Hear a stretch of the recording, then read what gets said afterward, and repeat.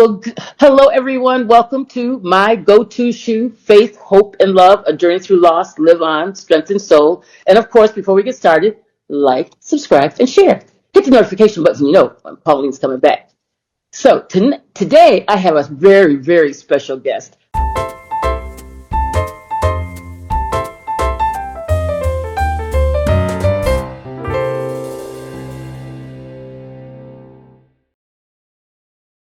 I have my nephew, De-Shawn Johnson, on tonight. And I'm very excited. This is my sister's son. She has two children, Shantae and De-Shawn, but today I have her son on. And Gail has passed on, but she's got wonderful children. And so tonight we have De-Shawn on. So I want to introduce De-Shawn to you. And he has one son, Quest, and a beautiful young lady that he's in love with. Oh gosh, I'm not gonna say her name right. Say her name because I always mess it up. I hate that. Yemisi. Yemisi. Her name is Yemisi. So we thank God for her too, and for this beautiful family, and the fact that they're part of our family. And Deshaun, before we get started talking about your career and everything, let me just say a little something about Gail, your mom, because Gail, she never. It's so funny. She wasn't raised upstate New York like I was, but Gail has had the disposition of my grandma, your grandma, and I always thought it's so interesting because she was much more of a calm spirit. And in fact, when she would say, she's Mom, doesn't Gail remind you of Grandma? I said, she does, because she just had the stature and just the quietness and that love that's gentle. Oh man. She was always so gentle, and it's Yes. just when I think of her, I just think of my grandma, and I think about how you don't have to be raised with someone to be like them. Sometimes it's Yeah. just in your DNA, and that DNA comes out. And Gail was just that That's wonderful true. person. So I really thank God for her. So I want to just do a salute because we just passed Mother's Day, and I just want to salute Gail because Gail was just a wonderful person with two wonderful children that she raised, and a grandson that she didn't get to really see, but I know she'd be so proud of him as well. So, She met him once. oh, she did meet him. Oh, okay. She met him one day, and then the next day she passed away. Oh my You gosh. can believe it? Yeah. One day, so she did get to meet Quest. Mm-hmm. Mm-hmm. Look at God. You saw her. I Her just, eyes lit up like, wow. oh, that is so beautiful. I didn't realize that. It's interesting how Mm-hmm. God will give you exactly what you want. She got the apartment she wanted, Yeah. but finally, it took a while. And then Yeah. she gets to meet her grandson before she goes on to Yeah. glory. So that's beautiful. So we just thank God for Yeah. that. So anyway, I want to ask you about just about your journey. I know you've been in the fashion industry for several years. You've done a lot of good things in the fashion industry. You've made a lot of things. You've had an up and down career. I think you would say that you've had your losses Mm-hmm. and your successes, and your times when times are just like this. Even keel. But the Mm-hmm. point I really would like you to share, as much as you would like to, about your career and what it's done for you and your family, because you have had to go through some ups and downs. And the whole point of this podcast is showing people how they can continue on as they go through the ups Mm-hmm. and downs. And that's something that, when you lost your mom, that's not easy to do. It's No. and you can share with us about even that if you'd like to start there, just talking about Gail and just whatever you'd like to share in reference to your mom. Mm-hmm. Okay. Well, my fashion career started in, I would say May 2010. Mm-hmm. I had graduated from Parsons School of Design. And prior to that, I had been working at the National Kidney Foundation as a data entry clerk, which is like just an administrative job. But my dream Mm-hmm. was always to design clothes.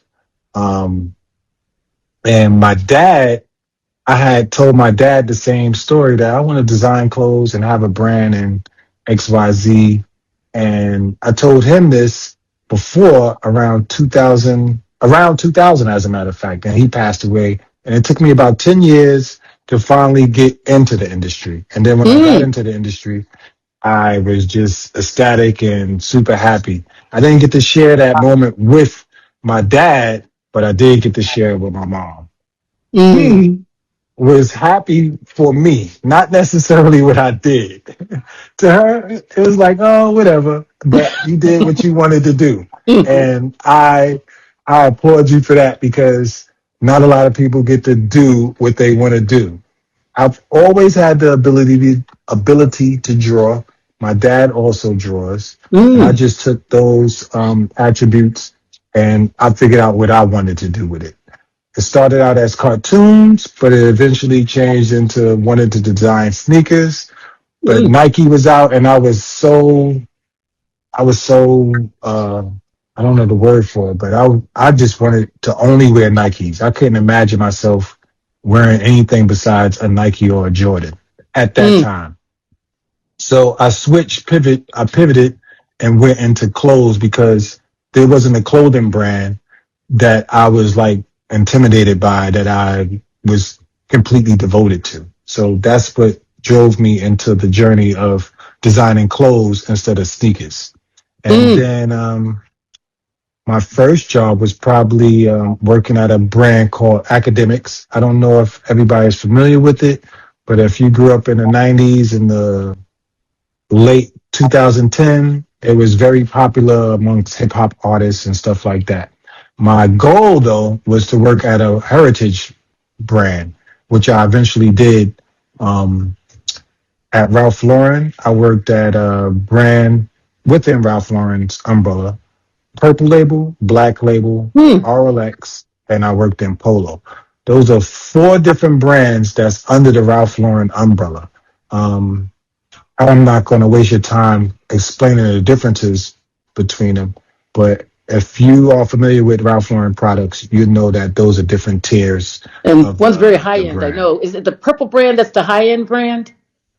Purple Label is the highest, Okay. And then the where polo is the least. Is Jack, the least, right? The polo's the least. yes, yes, That's what I exactly. buy. The polo. He has other brands too. He has brands specifically designated for women that might be called, not might be, it's called Lauren. He has Ralph by Ralph Lauren. He's had some other brands too that Mm. once you get in the company, you'll see like he's had at least 25 different brands, Oh at wow. least. But we mostly know him for Polo, Purple Label, Black Label, and Lauren or Chaps. That's what we Mm. most know him for. I worked there for about 5 years, and I switched to another brand. I was at Nordica and um, some other random small businesses, but those two brands are I, s- I would consider the highlight of my career as far as working for people. Mm-hmm. I have a goal to start my own brand, and I'm looking forward to those endeavors. That's what I really want to leave to my son today. I don't know if he really wants to design clothes. I don't know what he wants to do. Mm-hmm. He could do whatever he want to do, and I'm Right. not going to steer him in any particular direction. But what I do want to do is give him something to have and own, and whether he takes on that, he doesn't have to, but long as he get the income and the benefits of owning a company. So that's the kind of I'm I consider it legacy building. In other words, That's I was going to say wealth and legacy because it's yes. something that I don't know that we think of as often as we should about how we want Hmm. to leave a legacy and wealth for our children. I think about my great granddaughter and I think about family, and that is something that we need to be really have in the forefront of our mind of what we want to have for our families when we leave here because we're only Hmm. here for a short period of time, so we need to do as much as we can while we can. So Yes, out of the absolutely. out of the brands that you worked for and you enjoyed doing it, what would you say? What was the one lesson you learned at some of the more high end stores versus the other lesser brands? And maybe that's not the Um, right choice of words, lesser brands. I'm not sure, but you know what I'm saying. I know what you're saying. They are targeted towards specific demographics and Mm. psychographics. We live in a world now where it used to be you can put somebody in a demographic box and they all kind of look alike and sound alike and talk alike. Today is more of a psychographic box. Mm. To do you, what commonalities do you have in common? Um, they all, not they, but this particular group listens to this type of music. They wear their clothes this kind of way. They vacation here. They eat this kind of food. Ah. Um, they talk like this and they communicate with each other like this. And it's more tribal. People like us do things like this, and you can fill in the blanks, kind of like. Okay. So with a high end brand, it's usually a person who might travel to, let's say, Milan, or they go to France, or they might go to places like that, Singapore or Tokyo or something like that. That demographic is travel. They're cultured in a certain way. Um, their expectations are different and their standards are a lot different than someone who might, and I don't want to sound judgmental or nothing, but we're talking about psychographics. Is different from a person who wants to go to the Caribbean consistently or does domestic trips, I should say. They Mm-hmm. might Right. travel to Florida. They might go to Jamaica. They might go to Dominican Republic. They might like to go to Cancun and stuff like that. Those people have needs and wants that might differ from the person who wants to be on a yacht per No, se. that's true. That it is going to You differ. know what I'm saying? Mm-hmm. So, and or even the cars they may drive. Like a Honda driver or a Toyota driver drives a certain way versus a Mercedes Benz driver. Not saying that all Mercedes Benz drivers drive the same, but they have tendencies that are a little bit different that shape them, and they live in different locations than places that somebody with the Toyota may have. So And in the industry, they target a certain group, is what you're saying. They target clothes and they make 100%. clothes for that particular group of folks, which Hmm. makes sense. It They makes it sense because we're all very You create different. a character. Yeah, I never thought about that, but that's because we are all different, and we do need to have something for each group. So we have to have Hmm. somebody out there who's going to be making those type of clothes that people really want to spend that kind of money on, 100%. or not spend as much, and Hmm. still want something like trendy, and it'll last for 6 weeks, and they're happy with that. Just go buy something else Yes. that's $5 and go on. Because some of That. these things are so inexpensive. I'll be like, did you wash it? Is it going to last? And they say, oh yeah, this is really nice. I got it. It works just fine. I'm like, okay. So, well, thank you well, tell me a little bit about that. The gentleman I saw that you had, with Nigel Caborn. Claiborne. Yeah, Nigel Claiborne is a designer. He started, I believe, in the early 70s, pretty much before I was born. mm-hmm, But as I developed myself in the fashion industry and my evolution, when I first started growing up, put it this way, growing up, I looked at my grandfather as like he's my muse per se, and my mm, uncles.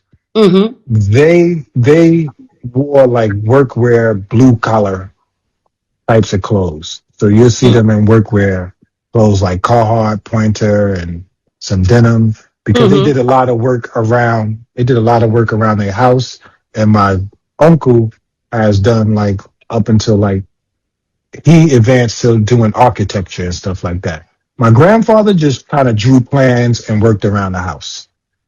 But his son, who was my uncle, he built buildings and things like that. Mm-hmm. So he was my influence as far as like aesthetics. Mm. This man bought paintings and he's still alive today. Okay. He drove the Range Rover. He collects art and things like that and books. I was always captivated by his style. I didn't know what he was doing. I just thought like, wow, this is different from where I'm growing up because I'm growing up in the projects. But when I go see him in Brooklyn, he's in a brownstone and he has all of this stuff behind him. And It's I'm learning about stuff. it's interesting. I have always had a love for fashion. It's just in me. I Hmm. just love it. And what I like about today, with all of these influencers that are out here now, there's a time where, as a woman of color, a black person, you didn't see all of us on TV. You didn't, and it's just, sometimes I would like to talk to some of these young women that are out there doing these things, because thinking, wow, this is really interesting, because they're coming out here and they're just stepping forward on their own place in their own plan, and I'm like, wow, that is something that you just don't see. And Yeah. let me put this, that you didn't see when I was coming up. And I mean, I was loving fashion. I've always loved fashion. I can't even tell you when I did not like it, but I didn't have the gift to be able to draw like you. Like, you're able to draw. I was never able to draw, or, I could put stuff together, but I could not draw. But so when Well, I think Ralph about your Lauren can't uncle, draw either. your who? Your son? Ralph Lauren can't draw. Oh, he can't. Really? No, no, he can't sew. He can't draw. He's more of a stylist. See, I would consider myself a stylist. Mm, But see, yeah. but when I came up, that to get into that field was, it was very difficult. That's why I like Hmm. it when I see these young people doing these things on their own, and they're just making their own, just making life really real for them, and something that they absolutely love to do. I always wanted, Hmm. well, it's not about me, but anyway, I just love fashion. And when you talk about your uncle, I can see how he would Hmm. be, where you got that from, because that would be something that, Yeah. as a young person, you would see it and you think, oh my goodness, wow. You see it differently than with kids, with Hmm. other young men your age. You would, at that time, wouldn't see it that way. Would not really see the beauty in that, right?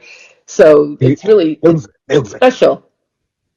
it was definitely a special kind of thing because this is during a time where I'm wearing Jordans and like Timberlands and stuff like that.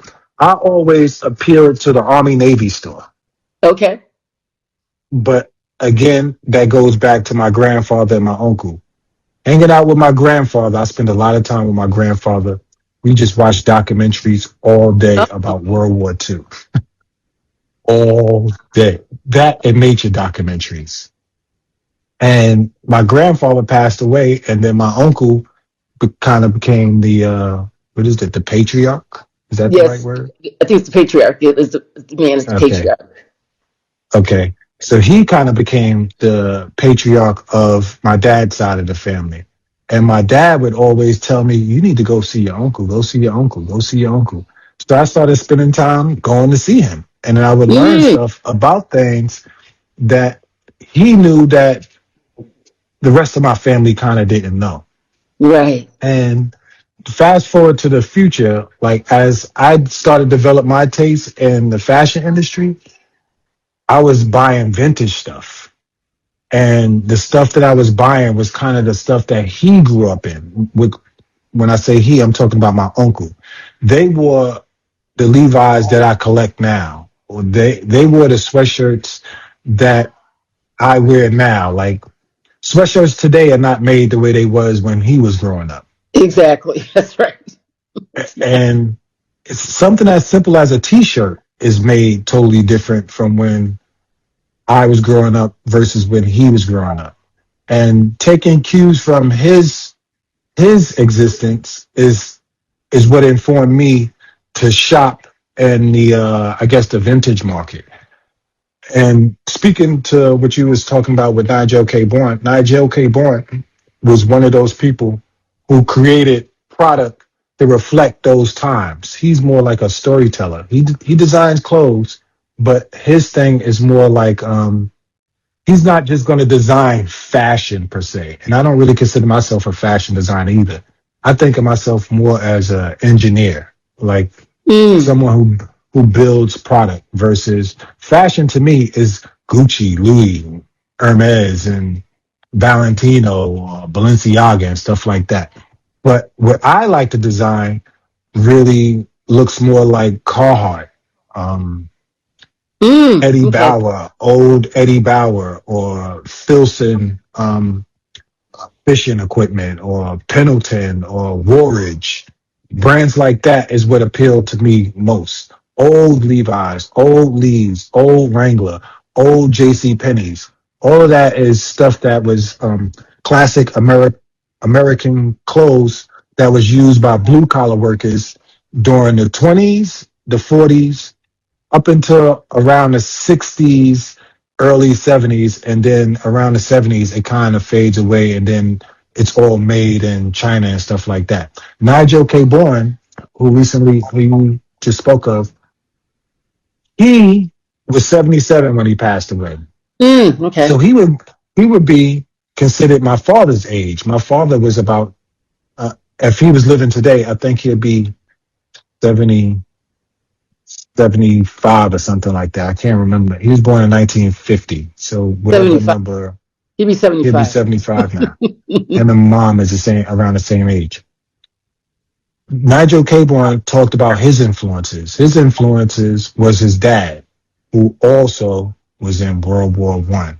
Goes Ah. back to where my grandfather would have been. My grandpa was in World War II because he was born in the 1920s and he fought in the 40s.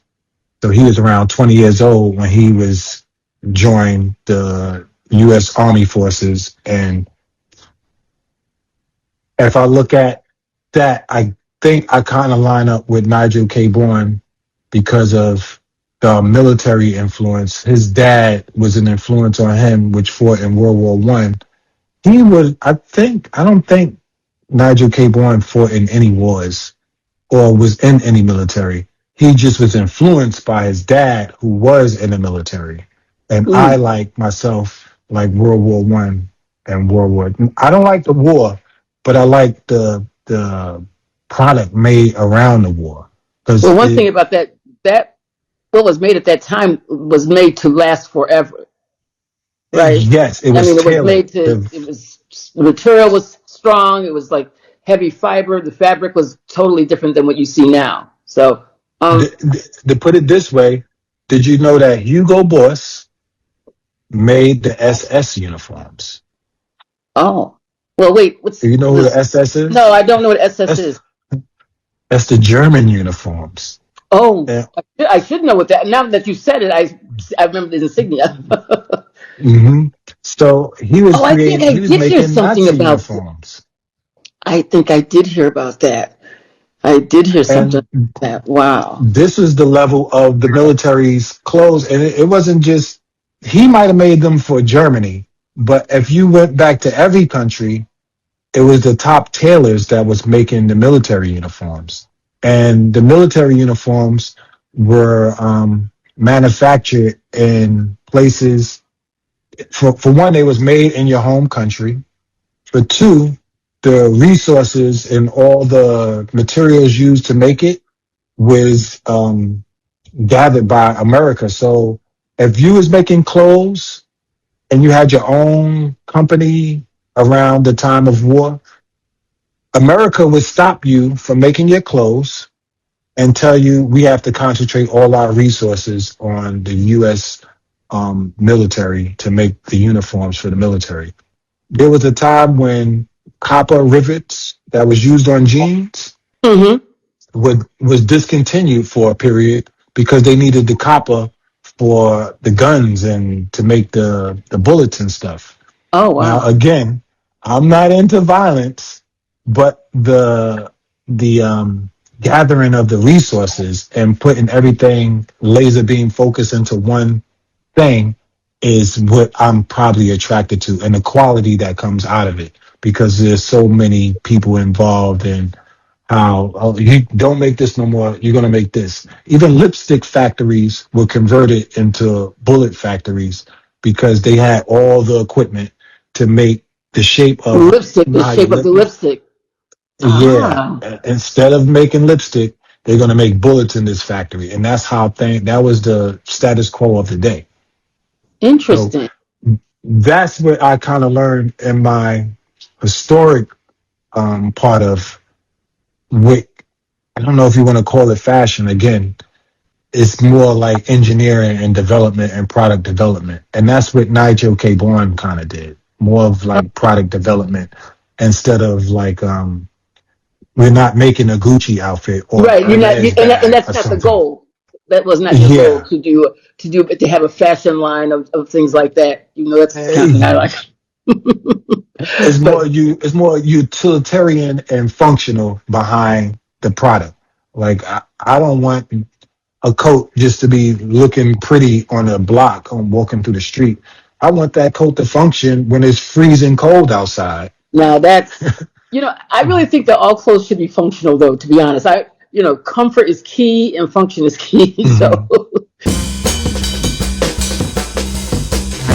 Mhm. well, family, we're going to take a pause and we're going to bring De-Shawn back next week so you can hear the rest of his story. So, thank you so much for listening, and come back and let's finish up with De-Shawn. And again, thank you so much for listening, for watching, for being here with us. Appreciate y'all. Talk to you soon.